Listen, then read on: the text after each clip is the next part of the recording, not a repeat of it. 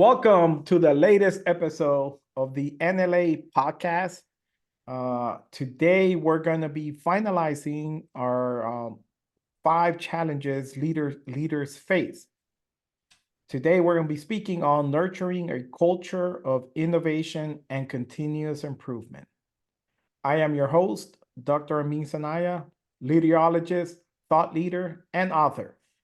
As usual, I have the privilege of being joined by my tag team partner, Tanner Thorpe. Yeah, my man, Dr. Amin. Yeah, this is Tanner Thorpe, human being, culture warrior, thought leader, change agent, and lover of all things leadership and growing leaders. I'm so excited for this one.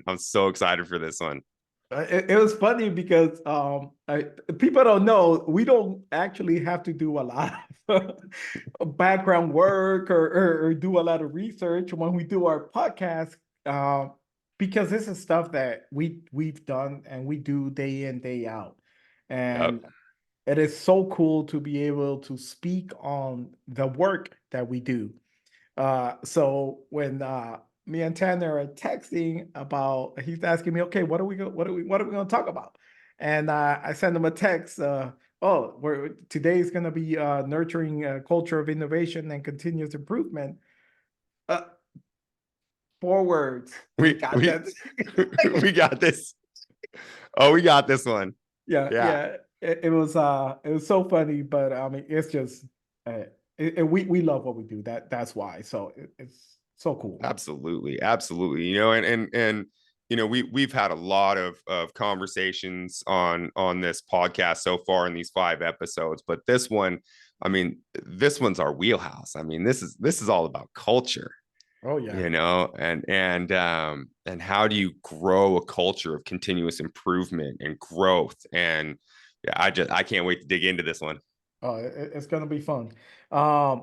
And so, just a brief intro for people that are joining us for the first time, or those that have joined for a couple. We've been going through 5 challenges a leaders face. Go back to the previous episode so you can listen to some of those conversations. And this one, we look at that continuous improvement just itself can be one big old topic, but innovation to be added on to it, it's pretty cool. So when you see leaders, in order for them to thrive in this competitive landscape that we have now, I mean, you see that organizations are equipped, they're armed with so much information, analytics, technologies just taking over. You have to have an edge, and for leaders, they have to be able to foster a culture where innovation thrives, because it's not going to work by itself. You can have all the gadgets, you can have all the newest tools, the newest softwares, but it's not going to go anywhere if you don't have that culture where people are allowed to really think outside the box, try things, and that's where continuous improvement and really we're going to dive into some of those fun things. So let's go into our first question so that we can get this party started. Yeah. So right before you ask this, I Mhm. just want to say something. Innovation is like kindness. It never goes out of style. Wow, I love that. Yeah, Innovation kindness is never like goes out of style, right? no, Like no, it doesn't. it's never going to, and innovation's the same way. It's never going to go out of style. But ask the question. I got some fun thoughts to Woo! to share. Oh, this is gonna be on. Now I see that. Oh, I better bring my A game here. Okay, so You always innovation. do. We both do. Innovation requires a culture that embraces experimentation and learning from failure. How can leaders foster a culture that encourages risk taking and views failures as opportunities for growth rather than setbacks? So I think the first thing that we have to talk about is you have to know what your core product is, whatever that is, Okay. and you can't deviate too much from that core product because that's the foundation. Now, how do you grow the other products that you want to have work with that product? So one of my favorite stories right now, and it's a super quick one, but we've seen this explosion of the Stanley Cups, right? Yep. And me growing up, like there was only one Stanley Cup. I grew up in a household that was all about hockey. And my stepdad, I mean, he grew up in Montreal, Quebec, with the Montreal Canadiens, the winningest team ever in the NHL. He would tell me stories about the legends like Jean Beliveau and Guy Lafleur and what they would do when they won the Stanley Cup. And the cool thing about the Stanley Cup is when you win that trophy, every person in the organization that wins that trophy gets that cup for a day. You can do what you want, and now it's way protected. Like, yes, but it used to be you could do whatever you want. And he'd tell me stories about like Guy Lafleur leaving it on his front lawn and crazy stuff. But that's not the Stanley Cup I'm talking about.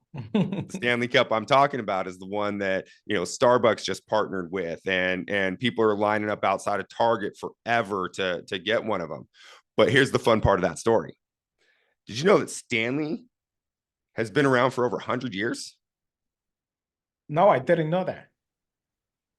Neither did I until a couple weeks ago. I was reading an article on how this thing just blew up. And so they had a core product. Stanley has a core product. They've always made these like really great insulated products, right? Okay. But then they figured out how to reach a target niche. It started with colors and social media marketing. Yeah.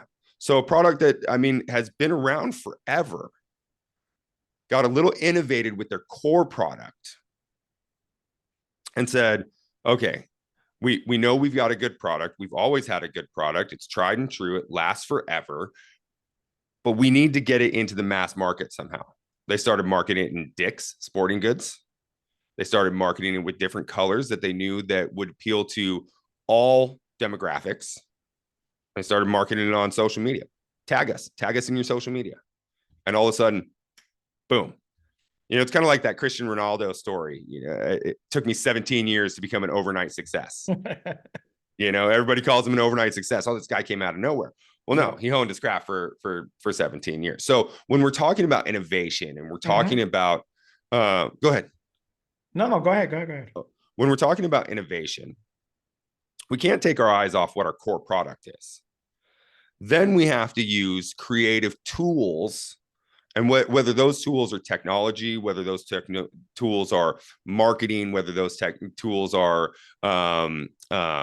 innovative designs, we have to remain true to what the core product is. And we can't go so far off the rails that we get away from that core product that it could actually cause detrimental damage to the brand. And so, you think about, that Simon Sinek speech that he gave on Infinite Mindset. Yes.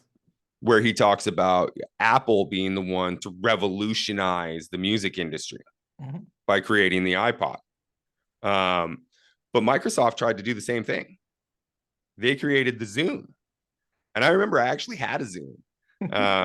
And it was nowhere near. Oh my God, I totally remember that. Yeah, it was nowhere. I mean, the Zune's become a joke. It was the new so in Guardians of the Galaxy, Star-Lord had the Sony Walkman, and then it transitioned to the Zune. Right. It wasn't the iPod, but that's an example of a company understanding its core demographics and where it should be. Microsoft was never going to be in the music industry. They were just trying to compete with Apple. Absolutely. Yeah. And that's where, I mean, to your point, that's where organizations, number one, before you even get to that piece that you mentioned about the core product and staying within your core product, I think the first step to that is understanding your culture, your values. Mm. So there are organizations that they'll tell you, within their mission, vision, their values, that they embrace innovation. Hmm. So those organizations are always thriving. They're always trying new things because Yeah. that is at the core of their of who they are. Now, there's organizations that don't do that, uh, but they are more corporate like, structure like that. This is how we do things, and they really don't get out of the box of how they do things. The organizations that really make changes to our world, to what we do on an everyday basis, they're innovators. They're thinkers. They're the ones that say, you know what, let's try something else. But they actually do try, because there are organizations that'll say, oh, I'm going to try something. No, no, no. They're the people that are innovators, that are risk takers. They go all in. There is no backing out. There's no escape plan. Is we're going to go all in. And that's the only way to truly do innovation, is by that. What do you think about that? Oh, no, I absolutely agree. I mean, love him or hate him, Elon Musk has gone all in on innovation. Mhm.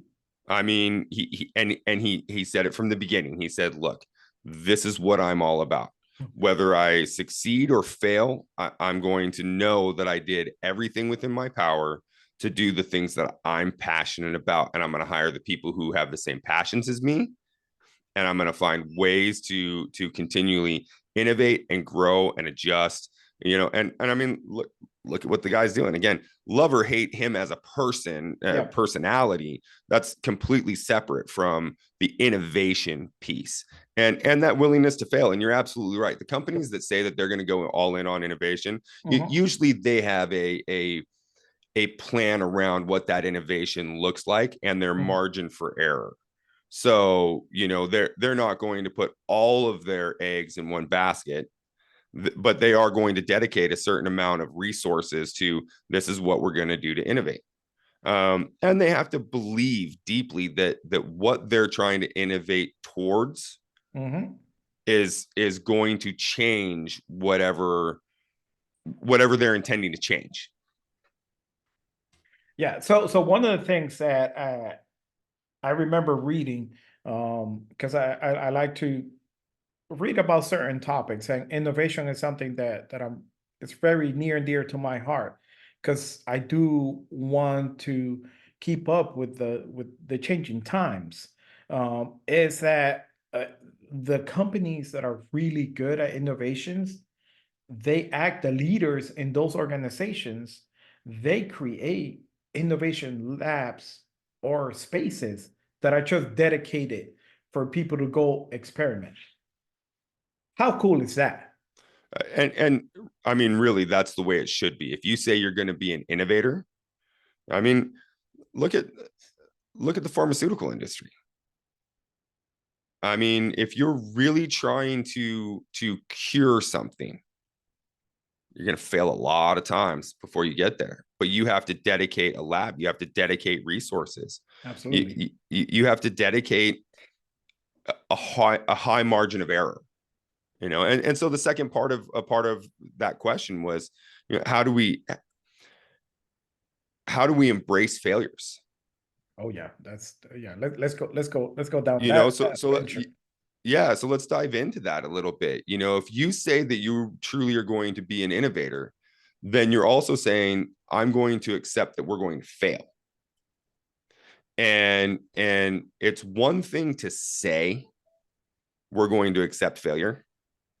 It's a completely different thing to look somebody in the eyes and say, okay, I know you did your absolute best, and it's okay that you failed.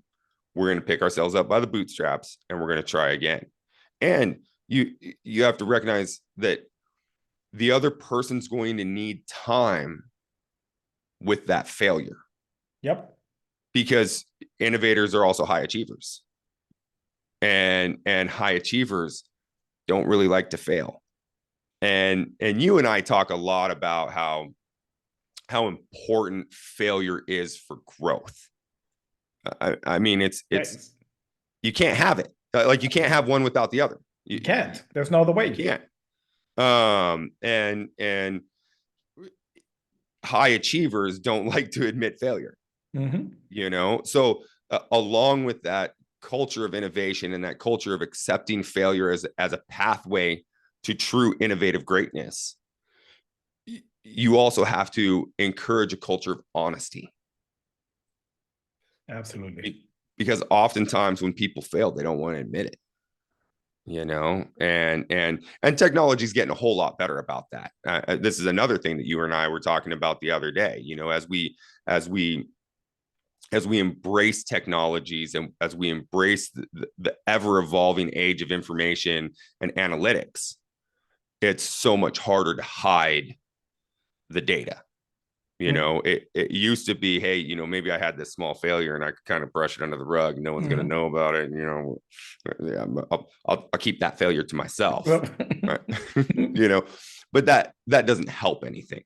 No, right. The more we have that informative analytics, the more we, I don't want to say expose is a negative term, but as we expose the gray areas, the better we can adapt. There you go. The better we can adapt and the better we can evolve. And AI is going to play a huge part in this too. Yeah, without a doubt. I mean, to your point of adapting, this is where, like you said, we have to pivot. And if we have the analytics working for us versus we fighting it, then we can embrace that and know that, hey, we just failed. Look at the analytics, look at the trends. I mean, it's just showing us we need to pivot quickly now. Yep. So now we need to pivot, you know, yes, okay, we got lessons learned, make sure we document it, and review everything we did, but now we need to pivot in order to, you know, don't let this be a disaster. And that is so important. And what that reminds me of is Simon Sinek's video that talks about the infinite mindset versus the growth mindset.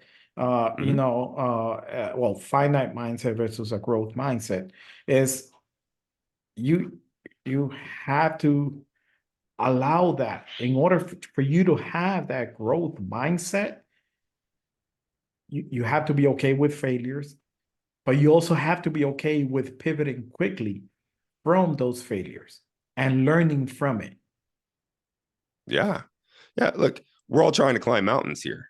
Right. And as we get to the top of the mountain, that's great. But the growth is in the valley, right?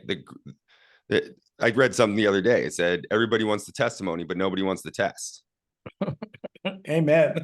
Right? Isn't that the truth? I'm as guilty of that as everyone else. Like, yeah. I would love to just have, you know, the reward at the end without having to go through the journey. But the journey is the important part. That's where the good stuff is. And to your point about the analytics, you know, the other piece of it that's so important now, and where technology is taking us to such incredible places, and AI is going to help with this. As long as the information flowing in is good, then the predictive analytics become so much higher. So we can actually predict the outcomes a little bit further and say, okay, this may lead to this failure. This may lead to this success. This may lead to this outcome. And we're getting better predictive information also. Absolutely. I mean, you couldn't say, there's no other way to say it better than when you just said it. We have to have the right data being provided to our systems so that we can use that feature of the predictive, because it'll tell you to a certain percentage of this is what the outcome can be at this percentage. And that's pretty awesome for organizations, and organizations that do not want to really embrace AI and all the analytics. I mean, these organizations are not going to be around. You're going to get left in the dust. Yep, they're not going to be around. Let's move on to our second question. And this one, this is a really good one. So research suggests that diversity in teams enhances innovation. How can leaders ensure that their teams are are diverse in thought and background? And how does diversity contribute to a culture of innovation?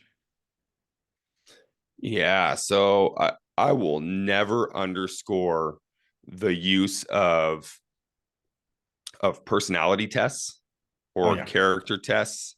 Yes. It helps you. I mean, look, we use predictive index, Hmm. right?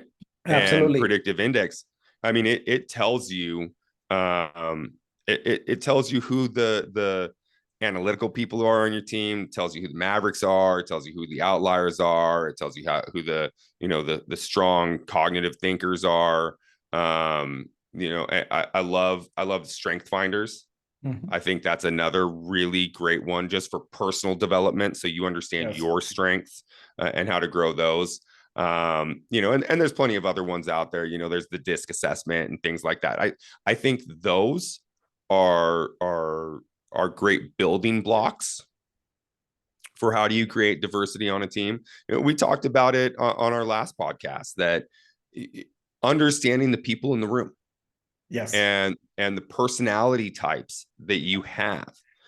Sometimes the quiet person, I mean, you shared it yourself. Sometimes the quiet person that just really absorbs and listens and takes it all in. I remember I was at a leadership retreat with a previous company that I was with, and we all got to pick the teams that we sat together for this exercise. And actually, one of the people that I sat with, you actually know as well, Laura Amendola. But there was Oh, it was Laura is so cool. Yeah. she's awesome. But Yeah. so it was myself, it was Laura, it was a couple other people at this table, and I forget what the exercise was off the top of my head, but it was, we had to do something. Every single one of us at that table were high type A leader, Of big personalities. So we didn't get anything done, course not. right? Nobody's Because keeping you on task. right, we're all trying to lead the team, Yep. like we're all trying. So really understanding the diversity of your team, it's the only way you make progress, and you have to take the time to do that. Great leaders build great teams. Great leaders don't necessarily have to lead the team. They have to cast vision, Yes. right? They have to get the teams to believe in where the company is going, what the Yes. product is, all of those types of things. But when they build great teams, it frees them up to do what their strong suits are, frees them up to be creatives and be in the marketplace, pitching the product or whatever their strength is and their role is. So uh, diversity is huge. Oh man, yeah.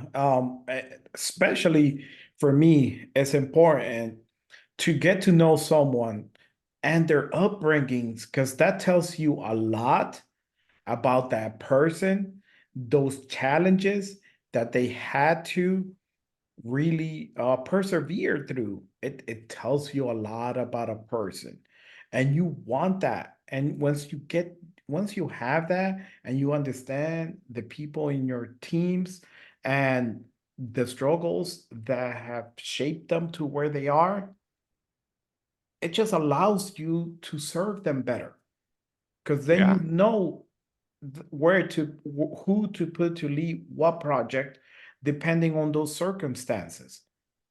It's so important to know your people. Oh, That absolutely. I mean, we could speak about that in every single one of our talks. It's understanding, knowing your people is so vital to really flourishing in your organizations and leading your teams, because then you get to set them up for success. Yeah. It's the only way.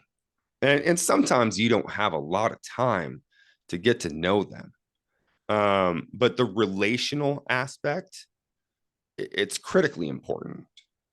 If you can't take the time to learn about the people that you're with, that you're side by side with, whether you're side by side with them for 5 minutes, 5 days, 5 years, you're never going to get the outcomes out of. Let me rephrase that. You're never going to get the respective engagement Yes. that you really need out of them to move the innovations forward, right?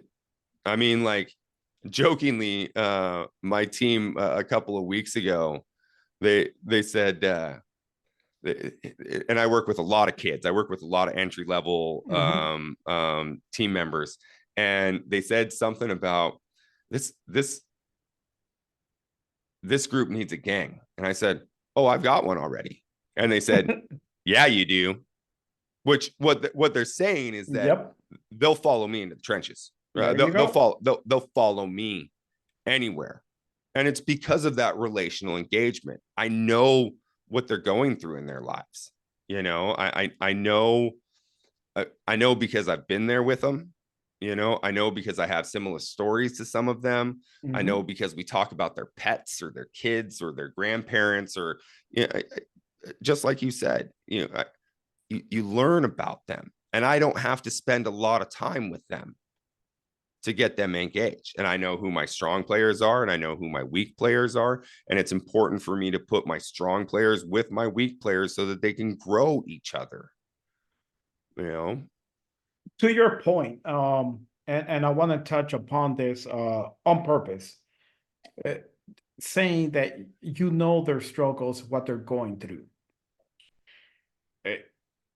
Right now in our world, I think the most important thing that we can do for people is check in on their emotional health. Oh yeah. Oh And yeah. and if you're people are doing what you're doing, this is how we win. This is how we get them the help they need. Because there are people that are suffering in silence and we don't know what those struggles are. But if we get to know them, we will know, right? Because we will be checking in on them. Hey, how's your family? Hey, how's this going for you? How can I support you? Yeah.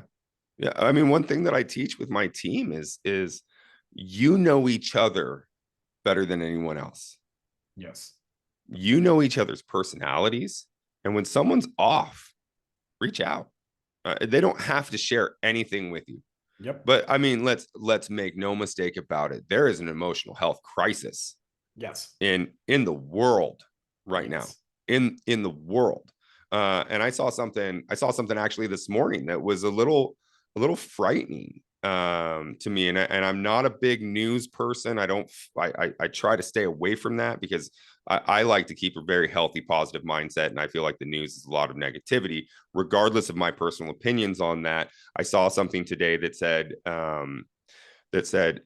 America is on the verge of having a slum issue similar to third world countries. And they're not talking about the dirtiness. They're talking about tent cities. They're talking about a gap that's happening that is widening, and you're seeing it in a lot of places. You know, I remember, so I'm originally from the Seattle area, and Seattle used to be a very beautiful city, and it still is a beautiful city. But I remember the first time that I saw the tent cities off of I-5. And when I say tent cities, I'm not talking about a couple of hundred people. I'm talking about 10 to 15,000 people living in these tent cities. And so when it mentioned the slums this morning, all I could think about is, you know, regardless of the income gap that's happening, there's an emotional health gap that's happening that we started out by saying innovation is like kindness. It never goes out of style, right? Kindness, true kindness, is reaching out to somebody. Yep. It's having these interactions. You know, I mean, I don't know what the answer is, but I know that compassion and kindness is a part of it, and it's as true as it is in these areas of disproportionate poverty. as it is in leading our teams. And I kind of got off on a tangent there. So No, no, no. I mean, I no, apologize about it, but I know I'm going to continue. I'm going to go even deeper into that rabbit hole because I've actually experienced that in the last few months with a couple of leaders where, well, one, she was, I mean, she is struggling hard with emotional health and emotional issues, and she had to quit working full time because of it. That's hard. yeah, That's real. yeah, But I always reached out. I always, send her a message. Hey, how are you? How can I help you? How can I support you? Give her tips. Work on this. Look at this. And I saw her last week and it was incredible. I mean, she couldn't thank me enough for just encouraging her and supporting her. yeah. People need that. So I keep a running list of notes in my phone, and I just call it notes for growth. Mhm. And I wrote something in it this morning. And so it says, the only person responsible for changed behavior is yourself. Yes. Others can influence or inspire that change within you, but the act of changing comes from you. Yep. And to your point, I mean, we can give tools, we can give insight, we can give hope, we can give a listening ear. Sometimes that's what somebody really needs. We can just sit in silence with somebody, but true change comes from them. To your point. Yep. Absolutely. Well, let's try to get back on on track. Hey, for those of the out there listening to us, this is how we roll. Yeah, we always do this. We get like 2 questions in, and then it's time to call it an end. Um, so one of the things that was in that question, going back to that question, is the second half of that question: how does diversity contribute to a culture of innovation? So I've been thinking about this while our conversation has been ongoing, and I remember I love doing research. So for me, that's something that is very near and dear to my heart.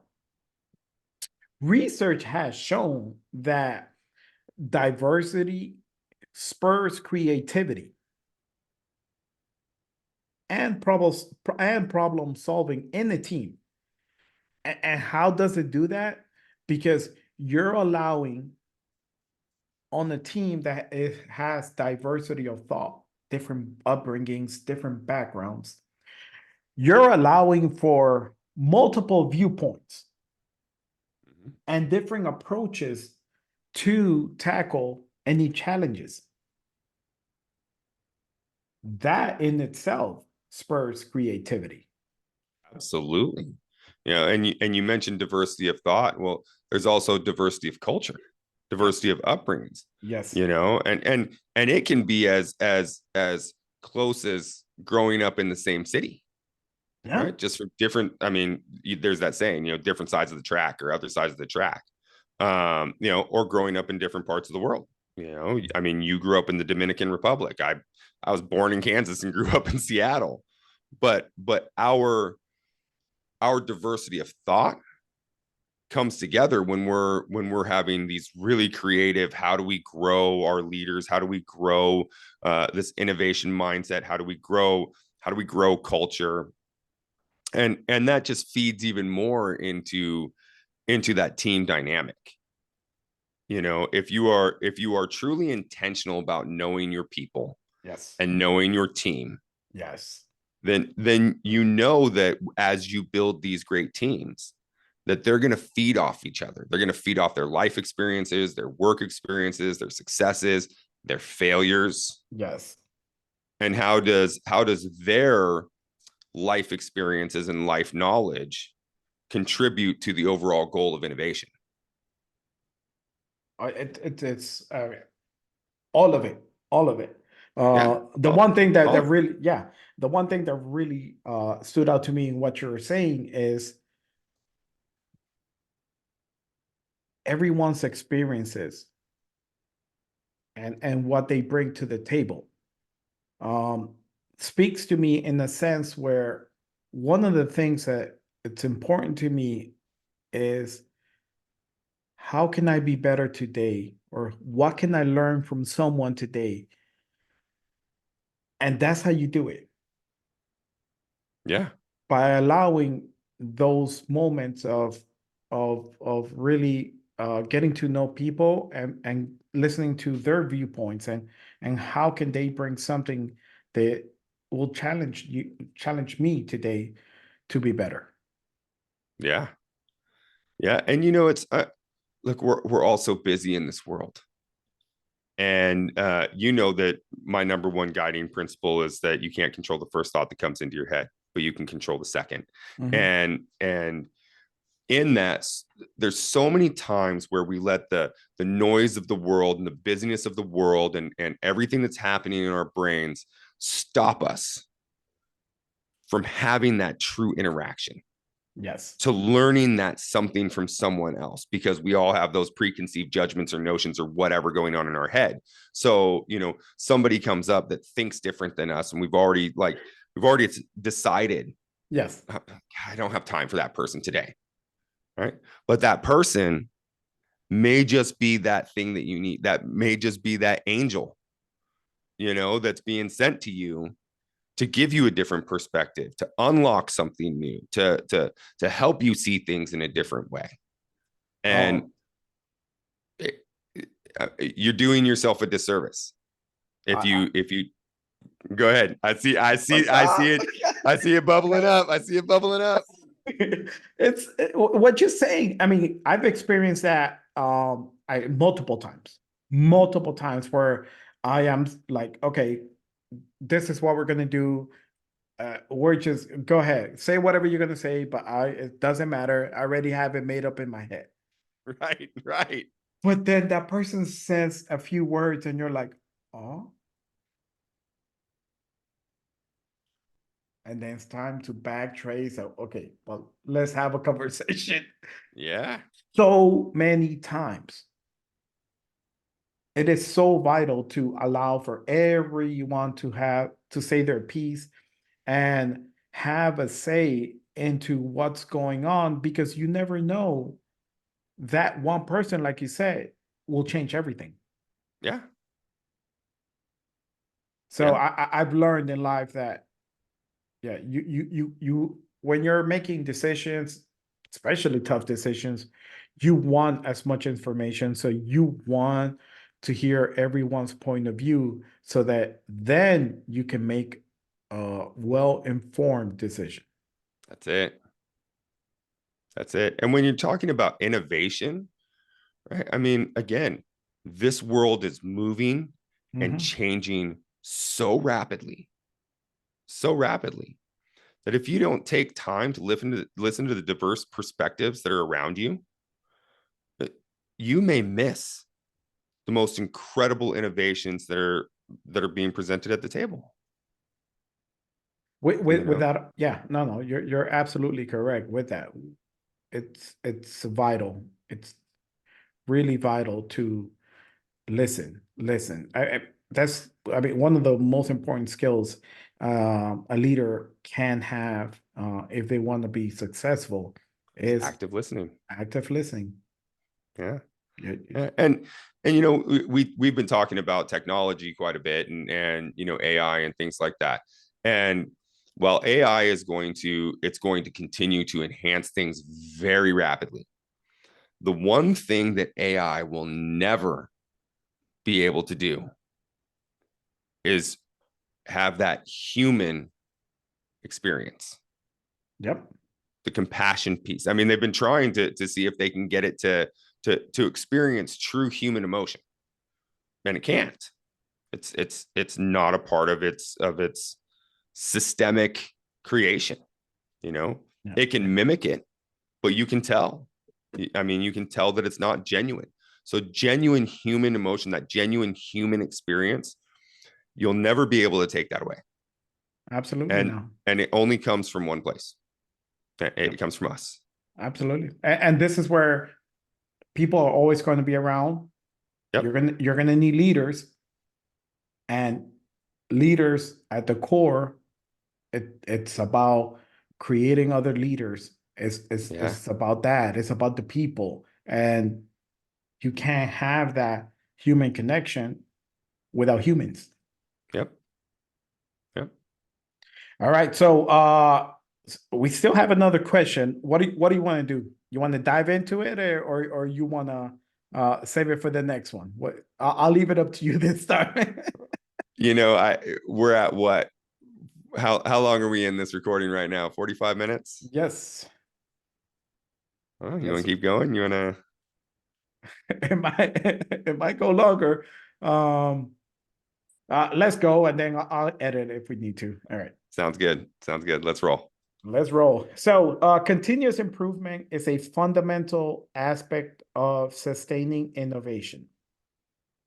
What methodologies are and frameworks can leaders adapt to promote continuous improvement within their teams, and how can they balance the need for improvement with the demands of day-to-day operations?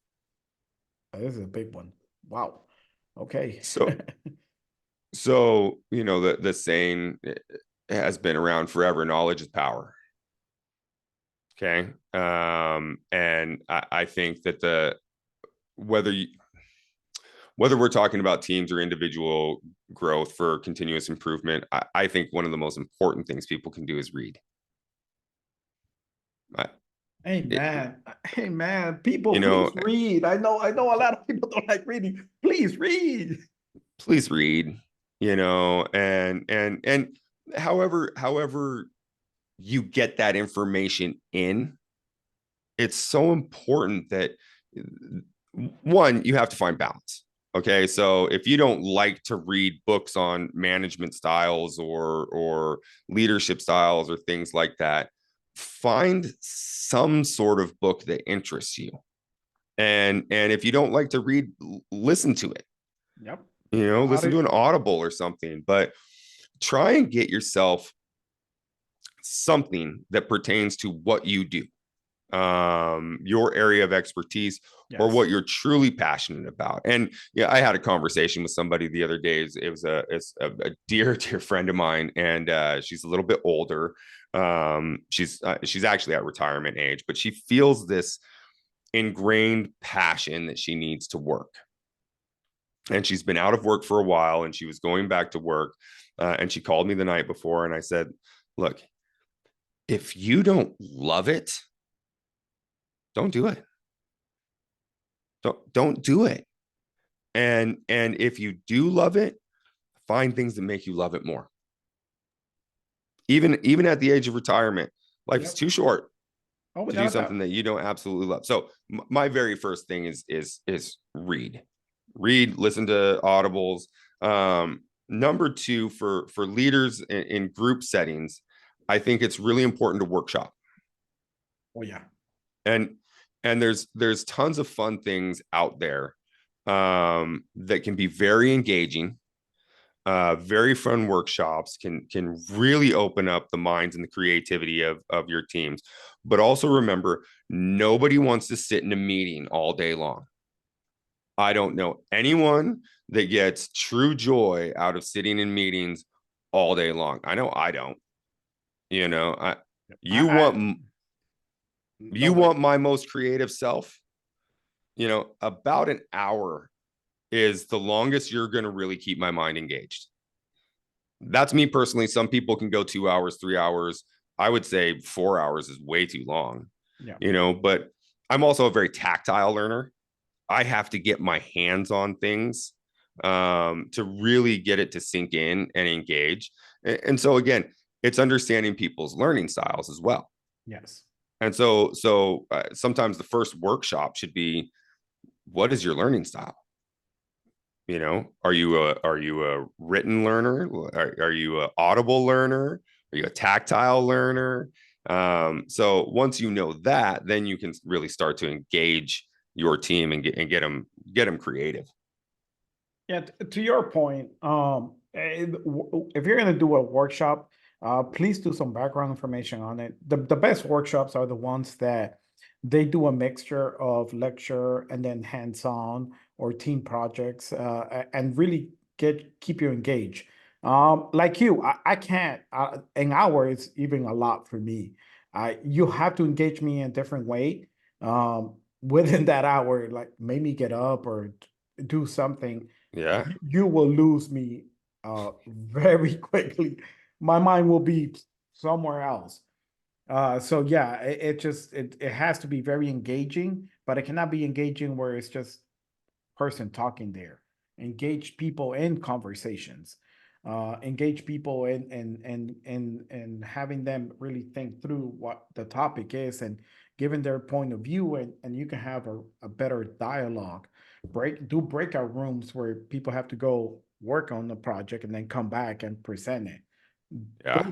That's the way. That's how you get people really engaged and working. And then you have to spread out, breaks. People need to, break away from it for a little bit, 10-15 minutes, and then come back. Yeah. I agree 100%. One of the things that I was thinking of as we were really looking at continuous improvement, I didn't think about it in the way you thought about it. I mean, your way of thinking was perfect. Reading, absolutely. Number Workshops, one. yeah. Number one. Well, I mean, just to add on to your part, I would say, listen to podcasts, listen to our podcast. Yeah. If you don't want to read, you can listen to a podcast. Listen to us. Yep. But I mean, those are things that you can do. Listen to documentaries. That's Yep. important. Yeah. Those are ways to learn as well. Yeah. Find thought leaders that you relate to and listen to their stuff. I mean, there's so many good ones that we've talked a lot about. Simon Sinek on this, Brene Brown. Brene Brown You is want to powerful. understand yourself. I mean, oh my gosh, her dissertation on empathy is, I think it should be required listening for every person on the planet, in all honesty. Yep. And there's so many good ones. If you haven't found one yet, I guarantee there's somebody out there that you'll relate to, that you will love. Hopefully it's Dr. Amin Sanaya and Tanner Thorpe. Yep. But yeah, documentaries, podcasts, there's so many ways to get good information out there. Yep. And then as we're talking about continuous improvement, we were talking in the beginning about innovations. Predictive analytics, as you're getting this information in, how are you checking during the process? Yeah. Right. How are you really gauging the success of the innovation or the project or whatever you're working on? So really having the tools to follow up and follow through. Are you using an agile method? Are you using Lean Six Sigma? Are you really diving in and having, these different points where you're saying, okay, this is what we started with in the beginning. This is where we're at now. Does the end goal still meet what our intended goal was? Or do we need to rework this real quick? And maybe the end goal shifts. Maybe it changes.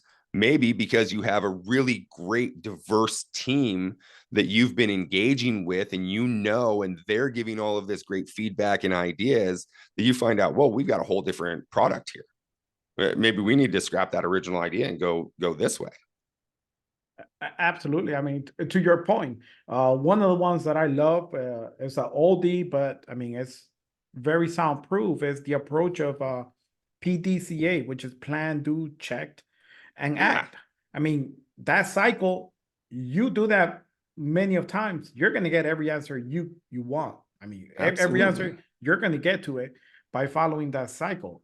But those are things that, I mean, those are toolbox tools that you have at your disposal in order to really making sure that, you want to be innovative, but you want to have the continuous improvement and check what you're doing. Absolutely. Yeah. So I think we're getting close to an hour now. So let's do final thoughts here. You want to go first? Yeah, I'll go first. We covered a lot here.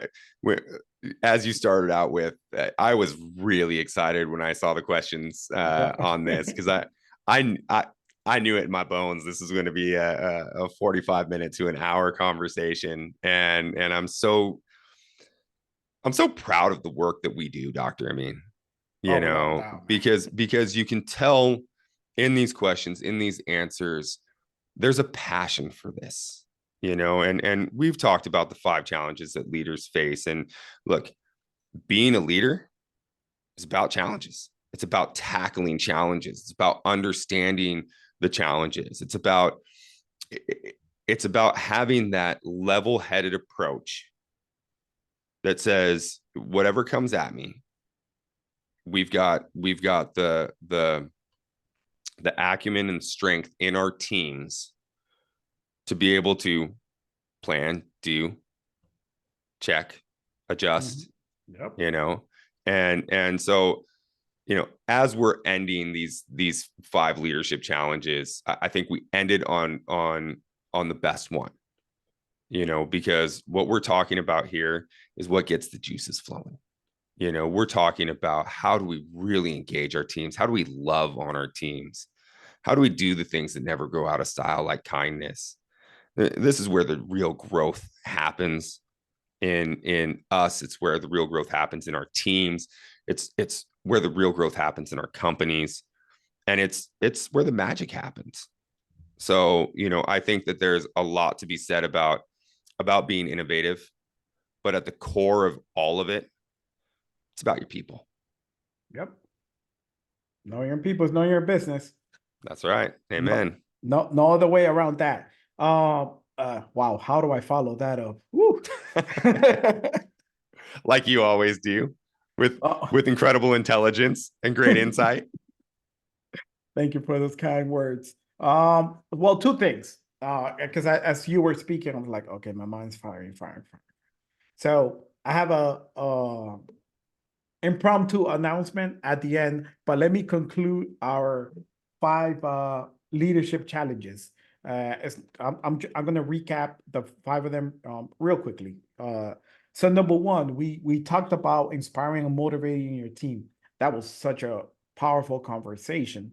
Where we talked about how leaders must discover how to ignite intrinsic motivation within their teams. That was really, if you haven't listened to it, you probably want to go back and listen to that. Then we went into navigating uncertainty and ambiguity. Woo, those rough seas, man.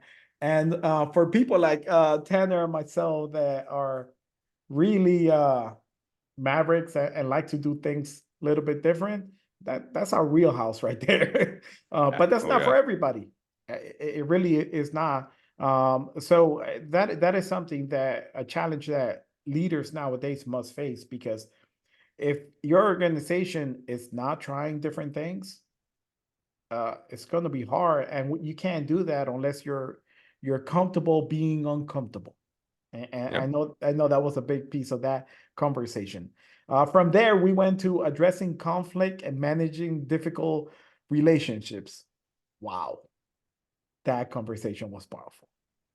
Because both of us you have so much on those topics. Yeah, we do. I mean, we can go back and redo it, and it'll be totally different, but it'll be just as Just as exciting. powerful. Yep. But yeah, leaders, as leaders, we must harness conflict as a constructive force. How do we do that? How do we use that to be a positive and not use it in a negative connotation? From there, we went to I think this one, I'm gonna put it out there. But the making tough decisions and taking bold action, I think that was the best conversation we had. Uh, Yeah, you think so? oh, absolutely. I've listened to all of them, and I'm like, man, that one was pretty cool. That one was pretty cool. So in high stakes situation, as a leader, you have to buckle up. You have to make decisions. And sometimes leaders don't want to make those decisions, but then those decisions are made for you. And it's Mhm. probably not the right decisions. So, yes, as a leader, we must face head on when we're really tasked with, those hard decisions. And then today was a really fun conversation. Um, it's just for us a culture of innovation and continuous improvement. I mean, we embrace that all day Oh long, yeah, every day, all day long. all day long. Failure for us is celebrated as a path to growth. For Mhm. us, we don't see that as something that's bad. No, one failure is just one step closer to success. So That's right. bring it on. So throughout this series, it was so much fun going through the different ones. I think we couldn't have laid it out in a better way, and it wasn't on purpose. It just, as I was doing research, I'm like, Just how we roll. this is what it is. Let's go. So it was so much fun doing this. Before we end, though, I want to say to our audience, stick around because I am going to say this and I'll put it out there and we'll see what my tag team partner here says. But I think we should do a 3-part series on emotional health next. Oh, absolutely. Oh, Let's do it. all There it is. right. That's what's next. All right. So there you have it. Stick We're gonna get around. we're gonna get really real in those. Yep, stick around because it's going to be some really hard conversation, but we're going to bring you a lot of tips and we're going to bring you a lot of information to empower you to be the best leaders you can be for your people, whether that is in an organization or at home. It's a pleasure, as always, being with my brother here, Tanner Thorpe. Have a lovely rest of your week. And we'll see you here in a little bit. Thank you, Dr. Amin. Have a blessed day.